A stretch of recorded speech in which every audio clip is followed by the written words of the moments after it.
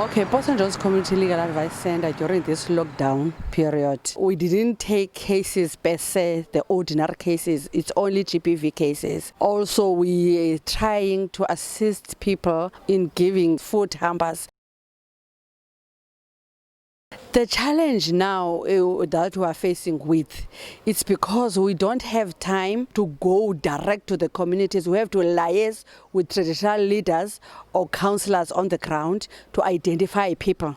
Fortunately for Port St. John's Community Legal Advice Center, we have caregivers on the communities in wards, based in communities. Those people are also assisting us in identifying the people that who is qualifying to access these food hampers. It's also a challenge for our beneficiaries, because when we call them to the office because of COVID, and when they are here, they don't have money to go back. We have to use money from our pocket to give them so that they can go back, because in the taxi they have to pay those parcels, like 12.5 for 10 kg of something, it's 4 rand. So they have a fare and the fees for the goods.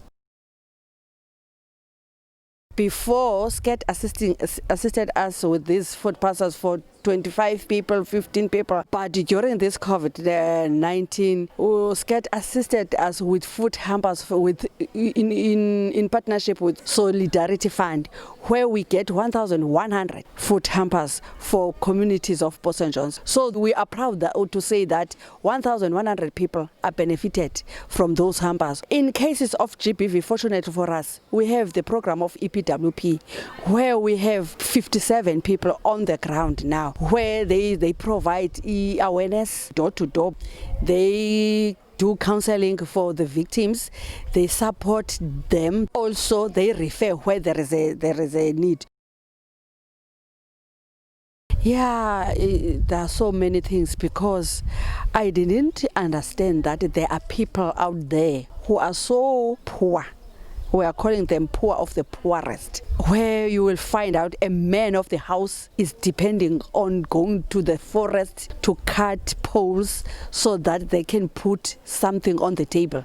To me, it was so touching, because you will find out that men, they have 11 beneficiaries in the household. They are depending on piece jobs. There are so many things that are happening there. So I experiencing ubunzima ebeningasoze, because now I saw something that I didn't know, whereby you will find out a grandmother have children staying depending on the grant, so old pension grant. They have been abandoned by their mothers. Those children, they did not have birth certificate, clinic cards to access grant. They are depending to this old pension grant of this old woman. You see, so it's a crisis out there. It's a crisis, real. Sometimes in this post office there is no network. They will come for 3 days. Some of them, they borrow the money to come down to town because they don't have bank details, so they have to go and collect this 350 to town. But they have to come 3 times to town to get their money because of network.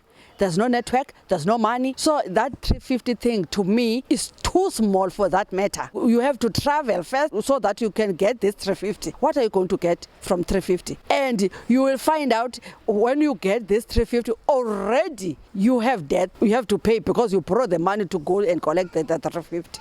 So it's not assisting us at all.